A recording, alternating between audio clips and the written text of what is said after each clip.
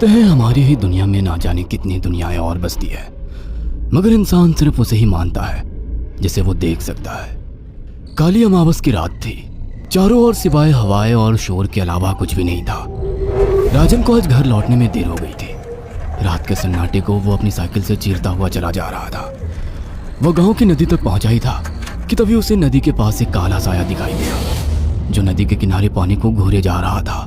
इतनी रात को नदी के पास देखकर राजन के ना जाने क्यों रोंगटे खड़े हो गए। उसे ऐसा महसूस हुआ मानो उसके पैर साइकिल के पैडल पर जम गए हो। राजन कपकपाते हुए होठों से बोला, कौन है वहां पर? राजन ने इतना बोला ही था कि अचानक वो साया बिजली की रफ्तार से दौड़ता हुआ राजन के नजदीक आ गया। राजन की नजर जैसे ही उस साये पर पड़ी, उसके हलक से एक भयानक चीख निकल गई। इस घटना के 1 महीने बाद अर्जुन का सारा ध्यान ड्राइविंग पर था। उसकी पत्नी शिखा कार में ड्राइविंग सीट के बगल में बैठी हुई एक मैगजीन पढ़ रही थी। शिखा ने मैगजीन रखकर अर्जुन की ओर देखकर कहा, और कितनी दूर रह गया है तुम्हारा गांव अर्जुन? बस थोड़ी दूर रह गया है, आधे घंटे में हम पहुंच जाएंगे। तुम्हारे चेहरे पर इतनी टेंशन क्यों है? टेंशन क्यों नहीं होगी शिखा, मैंने अपनी माँ को बगैर बताए तुमसे लंदन में शादी जो कर ली। पता नहीं माँ तुम्हें देखकर कैसे रिएक्ट करेगी। डोंट वरी अर्जुन, मुझ पर भरोसा रखो। तुम्हारी माँ को मनाने की जिम्मेदारी मेरी है। आई होप शिखा ऐसा ही हो। यकीन मानो अगर ऐसा हुआ ना तो मेरे ऊपर से एक बहुत बड़ा बोझ उतर जाएगा। अब मुस्कुरा भी दो यार। अच्छा, तुम बता रहे थे कि गांव में तुम्हारी बहुत बड़ी हवेली बनी हुई है। कुछ बताओ ना अपनी हवेली के बारे में। अरे 15 मिनट में हम वैसे भी पहुंचने वाले हैं, तुम खुद देख लेना। कुछ ही देर में अर्जुन अपने गांव वीरपुर अपनी हवेली में खड़ा हुआ था। अर्जुन की मां अर्चना देवी अर्जुन के स्वागत के लिए हवेली के बाहर खड़ी हुई थी। अर्जुन ने दौड़कर अपनी मां के पैर छुए और डरते हुए बोला, ये शिखा है माँ, मेरी पत्नी। हम दोनों ने लंदन में शादी कर ली। अर्जुन की बात सुनकर अर्चना देवी मुस्कुराकर बोली, कोई बात नहीं बेटा, एक ना एक दिन तो तुझे शादी करनी ही थी। इतना बोलकर अर्चना ने अपनी बहू को गले लगा लिया और वो अंदर आने का इशारा करती हुई वहां से चली गई। अर्जुन को अपनी माँ का ये बिहेवियर देखकर बहुत ज्यादा हैरत हुई। उसे उसकी माँ इस बार बहुत बदली हुई सी लगी। अर्जुन पूरे 10 साल बाद लंदन से आया था। अर्जुन उन्हीं ख्यालों में खोया हुआ था कि उसके कानों में उसकी पत्नी शिखा की आवाज टकराई। अब क्या बाहर ही खड़े रहने का इरादा है क्या? अंदर नहीं चलोगे? कौन से ख्यालों में गुम हो गए? मुझे लगा था माँ को मेरी शादी के बारे में जानकर बुरा लगेगा, मगर माँ को तो जैसे कोई फर्क ही नहीं पड़ा। अजीब आदमी हो, ये तो अच्छी बात है।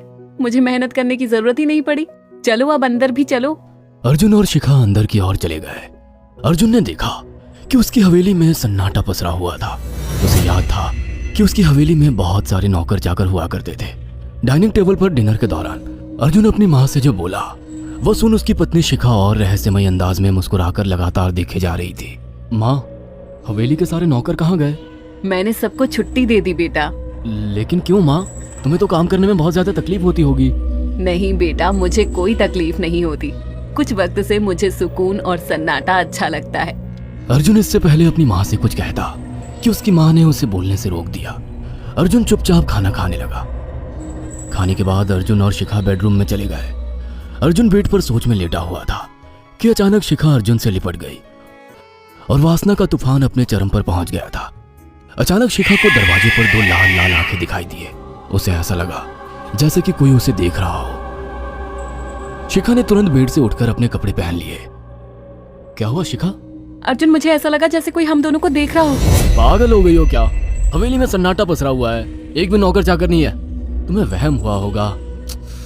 तुमने तो सारा मूड खराब कर दिया शिखा, अब सो जाओ। उस रात अर्जुन तो गहरी नींद में सो गया, मगर शिखा की आंखों से नींद कोसों दूर थी।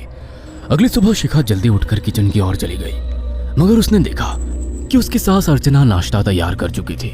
माँ, आपने तकलीफ क्यों की? मुझे बुला लेती आप। शिखा की बात सुनकर उसकी सास अजीब से अंदाज में शिखा की ओर देखने लगी।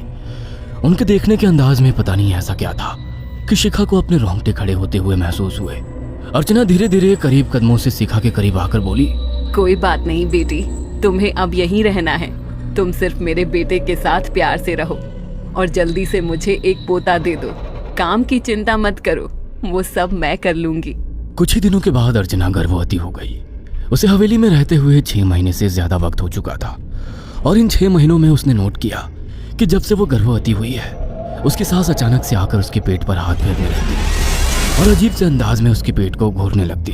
शिखा ने तंग आकर अर्जुन से कहा, अर्जुन, मुझे तुम्हारी माँ का बिहेवियर बड़ा अजीब लगता है। तुम्हारी माँ जब देखो मेरे पेट पर आकर हाथ फेरती रहती है। अरे माँ को अपने पोते के आने का बेसब्री से इंतजार है शिखा, इसमें अजीब लगने वाली क्या बात है? मैं तुम्हें कैसे समझाऊं? मैंने माँ की आंखों में एक अजीब सी चमक देखी है। कैसी चमक? शिखा के मुंह से अचानक से एक अल्फाज निकल गया, जैसे किसी डायन की आंखों में होती है। शिखा की बात सुनकर अर्जुन का गुस्सा 7वें आसमान पर पहुंच गया। वह गुस्से से चीखते हुए बोला, खबरदार शिखा, आगे एक शब्द मेरी माँ के खिलाफ मत निकालना, नहीं तो मुझसे बुरा कोई नहीं होगा। तुम्हें शर्म आनी चाहिए शिखा। जब से तुम यहाँ पर आई हो तब से मेरी माँ तुम्हारी कितनी चिंता करती है। वह तुम्हें समय से खुद नाश्ता बनाकर देती है, खाना देती है, यहाँ तक कि हवेली की साफ सफाई भी वो अकेली करती है।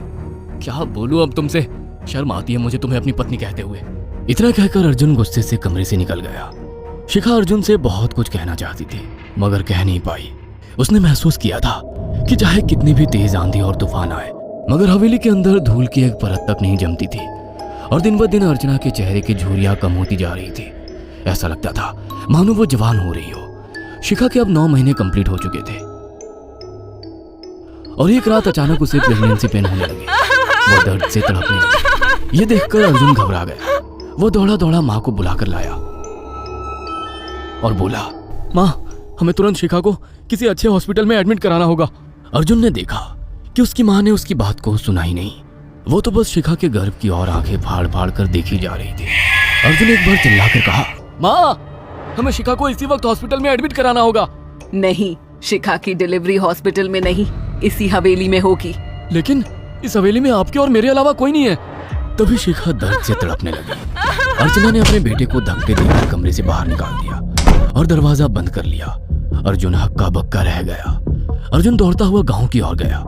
उसने देखा कि गांव में एक पेड़ के नीचे गांव के सभी बुजुर्ग इकट्ठे थे। उनके हाथों में जलती हुई मशालें थीं।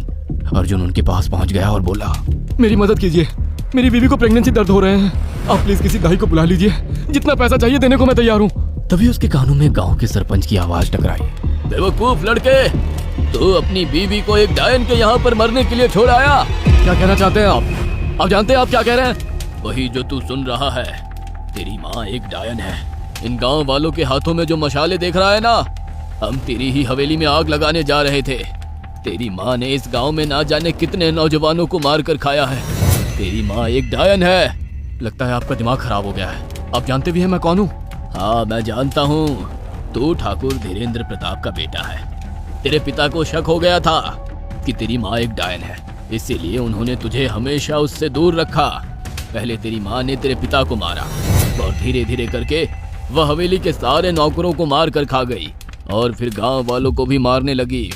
और अब तो तेरे होने वाले बच्चे को खाएगी, क्योंकि डायन को नवजात शिशु का मांस खाना बहुत पसंद होता है। अगर मेरी बात पर यकीन नहीं है तो चलकर मेरे साथ तू खुद अपनी आंखों से देख ले। इतना कहकर सरपंच अर्जुन को लेकर हवेली की ओर चल पड़ा। उसके पीछे कई लोग थे जो जलती मशाले पकड़े हुए थे। हवेली के अंदर घुसकर उन्होंने उस कमरे के दरवाजे को तोड़ दिया जहाँ पर शिखा थी। कमरे का मंजर देखकर अर्जुन के रोंगटे खड़े हो गए। उसने देखा कि उसकी माँ एक बेहद भयानक रूप में उसके बच्चे का मांस खा रही थी और उसकी पत्नी शिखा फर्श पर मरी हुई पड़ी थी और पूरा फर्श खून से लाल था। अर्जुन को अपनी आंखों पर यकीन नहीं आ रहा था कि तभी उसकी माँ उसके ऊपर झपटी। सरपंच ने चीखकर कहा, अरे इस डायन को आग लगा दो, जिंदा जला दो इसे और साथ ही साथ इस हवेली को भी। सभी लोगों ने जलती हुई मशाले डायन के ऊपर फेंक दी। देखते ही देखते डायन दर्द से चीखने और चिल्लाने लगी और कुछ ही देर में वो जलकर राख हो गई। हवेली में आग लगते ही सभी लोग अर्जुन को खींचकर बाहर ले आए। अगले दिन अर्जुन अपनी पत्नी की यादें साथ लेकर आंखों में आंसू लिए दोबारा लंदन वापस चला गया।